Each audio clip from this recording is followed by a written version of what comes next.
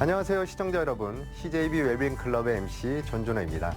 우리가 평소 숨쉬듯 자연스럽게 걷고 움직이는 이 일상이 사실은 관절이라는 고마운 존재 덕분인데요. 하지만 정작 문제가 생기기 전까지는 그 소중함을 잊고 살 때가 참 많습니다. 오늘은 무릎 퇴행성 관절염의 치료 방법을 현명하게 선택할 수 있는 길잡이가 되어줄 정형외과 전문의 백승일 원장과 함께합니다. 우리 몸의 기둥, 관절에 대해 이해하는 시간을 가져보겠습니다.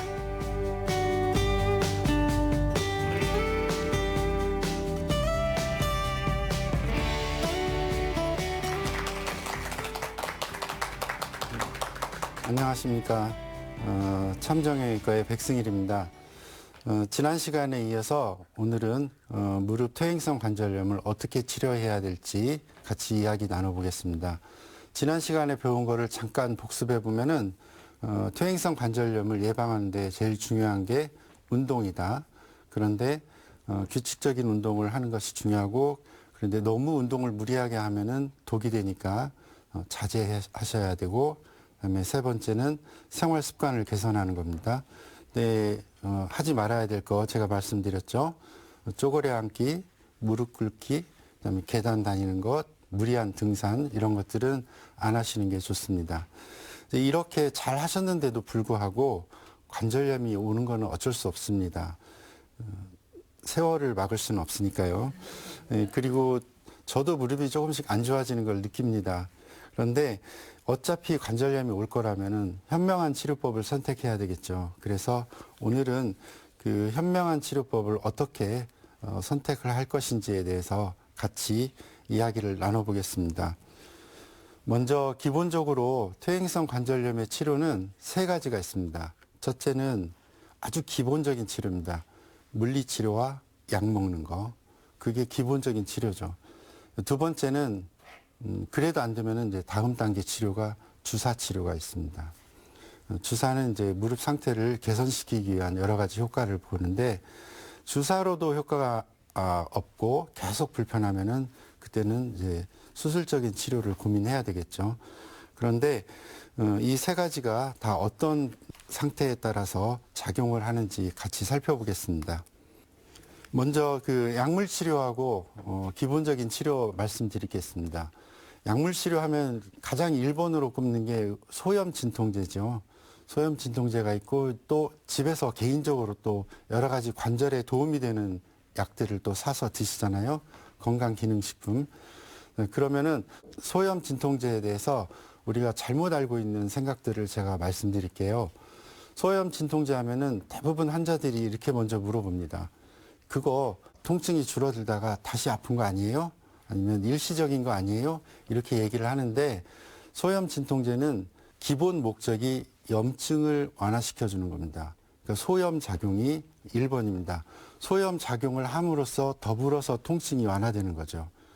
단순히 진통만 완화시키는 게 아니고, 그래서 소염 작용을 계속 지속적으로 하다 보면은 오래된 통증이 점점 이렇게 줄어드는 효과가 있습니다.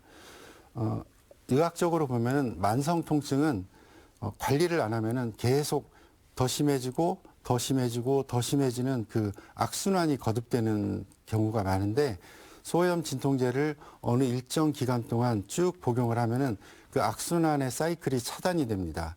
그래서 잠깐 약을 복용했을 때 잠깐 통증이 줄어드는 게 아니고 악순환의 사이클이 차단이 되니까 오래되었던 통증들이 점점 개선이 되는 효과가 있습니다.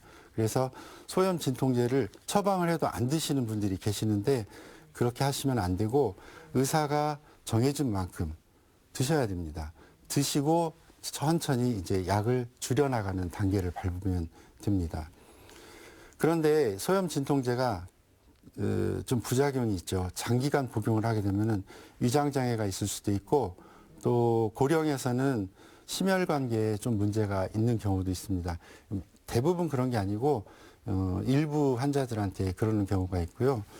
또는 모든 약은 우리가 몸에 들어오면은 간과 콩팥에서 대사를 해줘야 되거든요.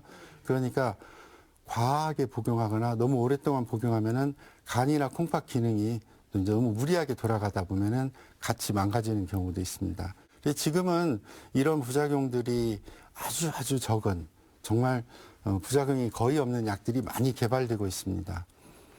그 다음에 건강기능식품. 이 건강기능식품 모르는 사람 없으실 거예요. 그러죠? 우리 주부님들도 다 드시고 계실 거고, 글루코사민, 콘드로이친 모르는 분들 없어요. 그리고 뭐 요즘에는 MSM, 콜라겐, 정말 숱하게 많은 기능식품들이 쏟아져 나오는데 사실은 이게 의학적으로 큰 효과가 없습니다. 건강기능식품 대신에 병원에서 주는 건강기능식품보다 훨씬 뛰어난 효과를 가진 약들이 있습니다. 이게 어떤 약들이냐면 우리나라가 좀 한의학 쪽으로 발전이 좀 많이 돼 있고 또 기존에 있던 그런 효과가 있는 약들을 찾아서 그 약이나 생약 성분들을 추출을 해서 약을 만들었습니다. 그걸 이제 천연물 신약이라고 하는데 천연물 신약은 여러 가지 종류들이 요즘에 많이 나왔습니다. 물론 이런 약들이 따로 구분이 안 돼 있기 때문에 소염 진통제로 분류가 돼 있긴 하지만은 정말 효과는 기존에 있는 소염 진통제의 효과, 약의 효과하고 완전히 다르게 갑니다. 그래서 이런 약들은 장기간 복용해도 문제가 없고 또 아까 소염 진통제에 가지고 있던 위장장애나 그다음에 심혈관계 부작용이 굉장히 적습니다. 그래서 이런 약들은 연골 손상을 억제시키는데 아주 효과가 크기 때문에 병원에 가서 처방받아서 드시는 게 참 좋습니다. 약을 드셔도 통증이 오면 이제 주사를 맞아야 되겠죠. 주사는 많이 들어보셨을 거예요. 연골 주사. 그죠? 그 연골 주사라는 거는 이제 우리 관절 속에 있는 윤활유가 있어요. 근데 관절염이 오면은 이 윤활유의 질도 안 좋아져요. 그래서 무릎 속이 좀 지저분해집니다. 윤활유 성분도 아주 안 좋아지고 그래서 이 윤활유 역할을 대신할 수 있는 약을 만든 거죠. 그거를 무릎에다가 넣어주는 겁니다. 대신에 이제 안 좋았던 그 윤활유를 빼고 넣어주는 거죠. 이 자동차의 엔진 오일을 바꿔주는 거하고 똑같이 생각하시면 됩니다. 그래서 규칙적으로 이렇게 맞는 거죠. 그 다음에 스테로이드, 유명한 약이죠. 스테로이드. 아주 강력한 염증을 항염 작용이 있습니다. 근데 일반인들께서 스테로이드에 대해서 상당히 오해하는 부분들이 있어요. 스테로이드는 난 절대 안 먹는다. 이런 분들이 계시는데 이 스테로이드는 지금도 아마 의사들이나 병원에서 가장 많이 쓰이는 약 중에 하나일 거예요. 왜냐하면 특히 대표적으로 말씀드리면은 응급실에서 환자가 정말 생명을 다투는 그런 위급한 환자 또는 중환자실에 있는 환자들은 스테로이드를 엄청나게 씁니다. 그게 없으면 돌아가세요. 그게 굉장히 훌륭한 약이에요. 중환자실에 스테로이드가 없다? 큰일 납니다. 응급실에 스테로이드가 없다? 큰일 납니다. 굉장히 좋은 약인데 이제 과거에 또 이제 일부 이거를 오남용하는 경우가 있는데 그렇게 하다 보니까 스테로이드의 부작용이 좀 너무 부각이 돼서 스테로이드를 싫어하시는데 저한테 만약에 어디 운동을 해야 된다거나 행사가 가야 되는데 무릎이 너무 아프고 부었어요. 뭐 할래? 그러면 저는 스테로이드 맞을 겁니다. 굉장히 좋은 효과입니다. 근데 대신에 1년에 2번이나 3번 정도. 그 정도만 딱 지켜주면은 너무 훌륭한 효과를 나타내는 약이기 때문에 스테로이드는 좋은 약입니다. 그 다음에 이제 DNA 주사, 그 다음에 콜라겐 주사, 요즘 나오는 것들인데 이런 성분들은 다른 약에 비해서는 효과가 좀 더 오래 갑니다. 좋고요. 그리고 기존에 있던 주사들에 비해서는 부작용도 적은 편이고 그렇습니다. 이런 주사 치료가 있고 그 다음에 이제 그래도 아프고 생활이 너무 힘들다 그러면 이제 수술을 해야 되겠죠. 수술을 어쩔 수 없이 해야 되는데 가장 이제 대표적인 수술이 이제 관절 내시경입니다. 내시경을 통해서 무릎 속에 있는 여러 가지 지저분한 것들을 이제 청소해주고 그다음에 특히 연골판 찢어진 경우가 많은데 이런 때는 이제 연골판도 정리해주고 그런 치료가 있고 이제 마지막 단계는 이제 인공관절 수술을 하게 되죠. 그래서 무릎이 망가져 있는 무릎을 이제 일부 깎아내고 요즘에 티타늄이나 뭐 여러 가지 좋은 재료들이 많아졌습니다. 인공으로 된 관절을 무릎에다 끼워주는 거죠. 그런데 이제 인공관절 수술을 하게 되면은 다 낫고 정상적으로 내가 뛰어다니고 운동도 할 수 있느냐 그렇게 기대하는 분들인데 그러진 않습니다. 인공관절을 해도 생활에 제한이 많습니다. 그런데 요즘에 이제 더 좋은 치료가 있습니다. 기존에 있는 주사 치료는 재생이라는 효과가 없습니다. 그냥 통증을 완화시켜주고 기능을 약간 개선시켜주기는 하지만은 망가진 조직을 재생시켜주는 작용은 없습니다. 근데 요즘에는 이제 그 재생을 시켜주는 주사들이 이제 많이 나오는데 그게 대표적으로 PRP하고 이제 골수 줄기세포 주사입니다. PRP는 우리 혈액 중에서 이제 혈소판을 일부 뽑아서 하는 치료고 줄기세포는 골수에서 줄기세포를 추출해서 이제 주사를 주는 치료입니다. 하나씩 알아보겠습니다. 우리가 그 몸속에 흐르는 피가 이제 혈액이 세 가지 구성 성분이 있습니다. 기본적으로 백혈구, 적혈구, 그다음에 혈소판. 예, 이건 다 아시죠. 그다음에 이제 나머지 반절 정도는 물이죠. 물 성분. 적혈구는 산소를 실어나르고 백혈구는 염증 반응에 대항해서 또는 적군이 왔을 때 싸우는 군대 같은 역할을 하고 혈소판은 어떤 거냐면은 다치거나 상처가 났을 때 또는 출혈이 됐을 때 지혈 작용을 해줍니다. 그런데 이 혈소판이 단순히 지혈 작용만 하는 게 아니고 혈소판이 그 상처 치료를 하는데 도움이 되는 많은 여러 가지 성분들을 포함하고 있어요. 그래서 얘들이 상처가 났을 때 막 와서 여러 가지 인자들도 분비해주고 상처도 빨리 회복하게 해주는 그런 기능을 합니다. 이런 거에 이제 착안을 해서 혈액 중에서 혈소판만 따로 분리해내요. 원심 분리하면은 이제 무게별로 세포들이 쭉 배열이 되거든요. 그 중에 혈소판이 있는 층만 따로 이렇게 뽑아내서 그거를 가지고 주사를 놉니다. 그러면은 이 혈소판들이 관절염 있는 환자들의 주변에 있는 인대, 망가진 인대나 힘줄들을 이제 회복시켜주는 기능을 하게 됩니다. 그래서 이거를 혈소판이 풍부한 혈장이라고 그래서 자가 혈소판 농축액 주사입니다. 영어로는 PRP라고 하거든요. 이 PRP 주사는 기존에 있는 스테로이드하고는 좀 차원이 다른 게 뭐냐면은 스테로이드 주사는 염증을 확 완화시켜주거나 통증을 일시적으로 개선을 시켜주는데 PRP 주사는 손상된 조직을 인대나 힘줄, 근육을 복구시켜주기 때문에 갈라진 벽에다가 기존의 주사는 페인트 칠하는 거라고 생각하면은 PRP는 거기다가 이제 시멘트를 발라주는 그런 효과라고 보시면 됩니다. 그 다음에 이제 줄기세포를 설명드리겠습니다. 줄기세포는 어떤 거냐면은 우리 몸에 이제 골수니까 말하자면 말 그대로 뼈 안에 있는 액체죠. 뼈 안에 있는 액체가 골수인데 이 골수의 기능이 뭐냐면은 여기서 대부분의 혈액이 만들어져요. 골수에서 피나 이런 것들을 만들어내고요. 또 우리가 몸에 필요한 여러 가지 그 성분들을 다치거나 또는 망가지거나 변형되거나 했을 때 망가지는 성분들을 또 골수에서 만들어서 공급을 해줘요. 좀 그 손상이 왔을 때 부품 같은 역할을 해주죠. 근데 이 골수에서 줄기세포가 그 기능이 굉장히 탁월합니다. 이 줄기세포는 어떤 기능을 하고 있냐면은 내 몸속에서 재생 에너지를 일깨워주는 역할을 합니다. 그리고 이 줄기세포가 여러 가지 조직에 가서 줄기세포를 피부에다 주면은 피부세포로 가고 근육에다 주면 근육으로 변하고 심장에 주면 심장 있는 조직으로 변하는 그런 아주 다분한 능력이 있습니다. 그래서 연골에다가 넣어주면은 연골세포로도 가는 그런 기능이죠. 그렇기 때문에 이 줄기세포가 그런 그 굉장히 좋은 효과가 있고 더불어서 무릎 관절 안에 들어와 있을 때 같이 망가진 조직들한테 얘들아 너 여기 다쳤으니까 고치자 하고 주변을 같이 으쌰으쌰 해주는 환경을 변화시켜주는 역할을 합니다. 그래서 그 줄기세포의 치료 효과가 좀 더 다른 주사에 비해서는 효과가 좋은 편이죠. 그런데 역시 줄기세포도 다른 사람 것이 아닌 자기 몸 것을. 네, 그런데 여기서 질문 하나 해드릴게요. 우리 몸에서 말하자면 골수가 제일 많을 것 같은 가장 큰 뼈는 어디에 있을까요? 척추. 아, 척추. 예. 거의 비슷했는데 척추가 아니고 골반. 골반뼈. 그게 가장 크죠.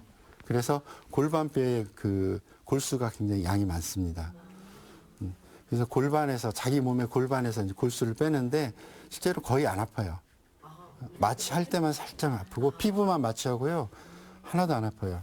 그래서 저희 환자들도 치료할 때 보면은 너무 두려워하다가 골수 채취할 때 깜짝 놀래요. 그렇게 무서워했던 거를 오히려 부끄러워하죠. 그런데 이제 오히려 빼서 주사 놓을 때 좀 더 아프죠. 주사니까. 줄기세포는 어떤 역할이냐면은 우리가 황무지처럼 완전히 메말라 있는 그런 곳에 씨를 뿌리는 역할을 합니다. 씨를 뿌려서 씨앗이 자라나게 하고 또 그 주변의 흙들이 너희들 비료 좀 어떻게 좀 만들어봐. 그래서 주변 환경을 개선시켜주는 역할을 하게 됩니다. 이제 그런데 줄기세포 치료의 단점은 뭐냐면은 효과가 좀 더디다는 거. 주사를 줌으로써 바로 효과가 나타나는 거 아니고 평균적으로 3개월이나 6개월이 지난 다음에 이제 점점 내 몸이 디딜 때 무릎이 덜 시큰거리는 느낌을 받게 되죠. 그렇기 때문에 그 기간 동안까지는 치료를 받은 환자분들도 조심을 해야 되겠죠. 관리를 잘 해야 됩니다. 그리고 무리한 동작 안 하셔야 되고요. 이 줄기세포 주사의 장점이 또 있습니다. 첫째는 수술하지 않고 연골이 재생될 수 있는 가능성이 있다. 100% 재생되는 건 아니에요. 그 다음에 증상 완화가 아니고 근본적인 치료에 해당되겠죠. 또 나이가 젊으나 또 나이가 많으나 고령에서도 얼마든지 치료가 가능하다는 거고요. 그다음에 굉장히 시술이 간단해서 그날 오전에 치료하면 오후에 집에 갑니다. 걸어서 가십니다. 그리고 거부 반응이 거의 없고 부작용도 거의 없습니다. 아주 안전하고요. 이 줄기세포가 어느 정도 이제 훌륭한 치료인지를 이제 우리가 검증을 해야 될 거 아니에요. 그러면은 의사들도 이런 줄기세포 치료를 가지고 굉장히 이제 연구를 많이 합니다. 근데 그 의사들이 연구를 하면은 어디에다 실어요? 이제 학술지에다 실 거 아니에요. 그죠? 학술지가 정말 수십만 개의 학술지가 있어요. 분야별로. 그런데 지구상에서 이 과학 분야에 가장 유명한 세 개의 학술지가 있어요. 네이처 들어봤죠? 네. 네이처, 사이언스, 셀 이런 데 실리면은 우리나라 그 교수들이나 학자들이 거기에 실리면 뉴스에 나오잖아요. 네. 3대 학술지. 근데 그 중에서도 대표적인 게 네이처지라고 있는데 네이처지에 그 24년도에 나온 이게 논문이에요. 네이처지에 실렸다 그러면은 거의 교과서라고 얘기하시면 됩니다. 앞으로 교과서로 실릴 것이다. 근데 여기에서 퇴행성 관절염인데 아주 중증, 그러니까 3기나 4기 수술이 필요한 환자들을 대상으로 37명을 줄기세포 치료를 했는데 그 중에 95%가 수술을 안 하고 끝까지 갔다. 근데 이게 이제 확정된 논문은 아니고 이런 논문을 네이처지에 실렸어요. 그래서 줄기세포 치료가 앞으로 가능성이 너무 많은 치료라는 것을 이제 인정을 하는 거죠. 이 줄기세포는 그래서 좀 초기보다는 중기, 좀 더 안 좋은 분들한테 대상이 되고 수술이 부담스럽고 나는 수술을 진짜 하기 싫다. 고령이시고 또 기저질환이 심해가지고 수술을 못하는 분들이 있죠. 당뇨가 심하거나 뭐 혈압이 너무 높거나 심장이 안 좋거나 마취하면 문제가 생기는 분들 그리고 이제 나는 빨리 다시 일을 해야 돼. 그래서 빠른 그 일상생활을 원하는 분들 그리고 다른 주사 치료를 다 했는데도 효과가 하나도 없어. 그럼 이제 그때는 줄기세포가 대안이 되죠. 그리고 나는 인공관절은 절대 안 해. 그런 분들은 이제 줄기세포로 이제 차선책으로 선택할 수 있는 거죠. 근데 단점이 있어요. 치료 비용이 좀 비싸요, 이게.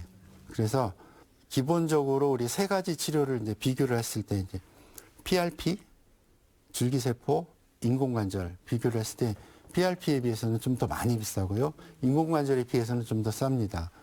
서울 지역 같은 수도권이 좀 비싸죠. 근데 수도권을 기준으로 보면은 대개 한 200~300만 원 아주 저렴한 데가 그리고 600~700만 원. 또 줄기세포 치료가 관절 안에만 간단하게 하는 주사 치료를 지금 말씀드리는 거예요. 수술로 하는 줄기세포도 있어요. 이제 그런 경우에는 이제 1000만 원 단위로 훨씬 넘어가기도 하죠. 그다음에 효과가 개인차가 좀 있습니다. 개인차가 어떤 분들은 정말 많이 좋아지시는데 어떤 분들은 기대보다 통증이 좀 그렇게 썩 좋아지지 않았다 하는 분들도 계시긴 합니다. 그다음에 더 중요한 것은 이 치료를 한 지가 그렇게 오래되지는 않았기 때문에 장기적인 효과를 좀 앞으로 더 봐야 되겠다 하는 것입니다. 오늘도 음악 전신 순환 운동을 통해 심장은 건강하게, 몸은 탄탄하게 만들어가는 시간 진행해 보도록 하겠습니다. 자, 이번에는요, 응용 동작으로 좀 배워볼 거예요. 원투 하고 같이 위빙 동작을 이어서, 그리고 어퍼 훅, 그리고 사이드 스텝, 이렇게 응용을 해서 같이 한번 시작해 보겠습니다.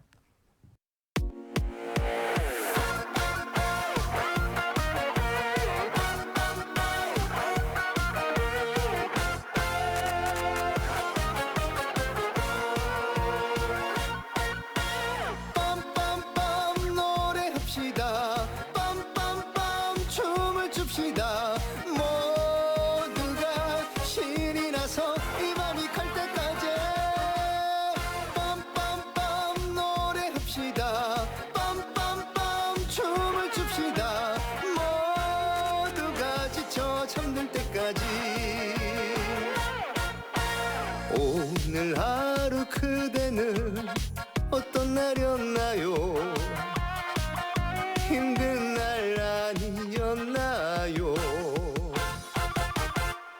힘든 하루 떨치는 노래는 어때요? 이 노래를 함께 불러봐요. 부르고 부르고 부르고 흔들고 흔들고 흔들고 다 같이 한 마음으로 빰빰빰 노래합시다. 빰빰빰 춤을 춥시다. 모두가 신이 나서 이 밤이 갈 때까지 빰빰빰 노래합시다. 빰빰빰 춤을 춥시다. 모두가 지쳐 잠들 때까지.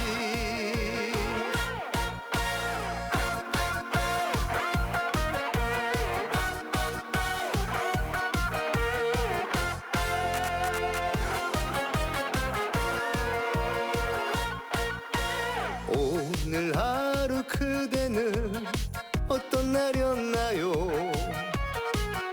힘든 날 아니었나요? 힘든 하루 떨치는 노래는 어때요? 이 노래를 함께 불러봐요. 부르고 부르고 부르고 흔들고 흔들고 흔들고 다 같이 한 마음으로 빰빰빰 노래합시다. 빰빰빰 춤을 춥시다. 모두가 신이 나서 이 밤이 갈 때까지 빰빰빰 노래합시다. 빰빰빰 춤을 춥시다. 모두가 지쳐 잠들 때까지 모두가 지쳐 잠들 때까지.